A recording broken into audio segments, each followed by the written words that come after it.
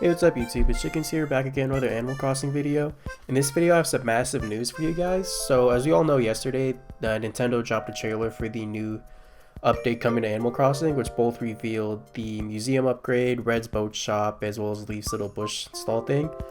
So all of these new features that were revealed in the new trailer for New Horizons were actually found by a data miner named Ninja on Twitter. I'll leave a link to his Twitter in the description. But he found a couple days ago, before the trailer actually dropped, that the museum upgrade, the Red's boat shop, and the Leaf's little bush thing was all going to come to the game. But he also revealed a lot more features that were not shown in the trailer, and just judging by his past record of data mining, I feel like his info is probably pretty much correct. But Nintendo could have a change of heart, so just keep in mind they could scrap some of these features that he has revealed in his data mine. So one of the first things that he found by digging through the code on New Horizons was that there's actually two museum upgrades. So they revealed the first one, there's also another one, I'm not sure going to be contained within it. And he also found that there's going to be two standalone shops related to the museum that are coming to New Horizons. These two were the museum shop as well as the cafe. And continuing the cafe, he said he also found a section for gyroids, so both Brewster and the gyroids are coming back. Which makes sense because both the cafe and gyroids have been staples of Animal Crossing. I mean, they've been in the game since the GameCube era, so it makes sense that they're bringing them back. And he did say that they were going to be like standalone shops, so the cafe could be a lot like New Leaf, where it's like a little standalone thing by itself and you just build it wherever you want. And same thing with the museum shop, but I'm not sure if Nintendo will go 100% with that. They could just add it to the museum, either as like a basement or like an upper layer. Because in New Leaf as well, the museum shop was just on the second floor. But we'll just have to wait and see on that. It's just nice to hear that they were both found within the code.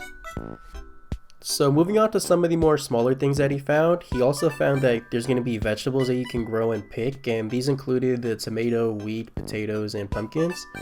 So we're not really sure what their function is going to be, but most people in the community believe they probably could use them for probably cooking. But again, we'll just have to wait and see if Nintendo actually does implement this in the game and what they're actually going to be used for. Alright, so moving on from that, diving was also found within the code, and as you all know, diving was a feature in New Leaf that allowed you to swim in the ocean and catch like different critters out there. And possibly related to diving is that he also found that there was a seafood critterpedia that contained 33 items. And the last thing he discovered was that there is a third Nook's Cranny reference, but there's no details on the features of the upgrade requirements for that right now. But another Nook's Cranny upgrade does make sense because there always has been at least 4 Nook's Cranny upgrades throughout all the games. My idea on why they haven't released all of them at the same time is just because they want to like combat time travelers a little bit and have like people actually unlock things gradually. So they're probably just going to release them at least one at a time. But those are all the things discovered by this data miner. Again, his name was Ninja on Twitter. I'll put a link to his Twitter in the description. So what do you guys think about all these discoveries? Do you think they're actually going to be added into the game, or is this probably just ideas that Nintendo had that they just scrapped? And what are your thoughts on this whole gradual release thing they're trying to do? I personally like it. I think it was a really smart idea by Nintendo, just because I think it'll add a lot of longevity to the game and just keep us playing for like months and months.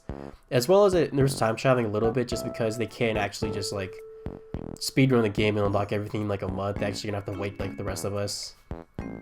But other than that, guys, this is the end of the video here. Again, this was just a data mine, so these aren't like 100% coming to the game, like for sure.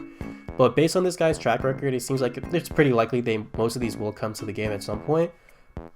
If you enjoyed the video, make sure to leave a like, it helps my channel out a lot. And also make sure to subscribe for some more Animal Crossing content. I usually post like building time lapses or tutorials, and I will be covering all the future updates and news like around Animal Crossing. But I'll see you guys later. Peace out.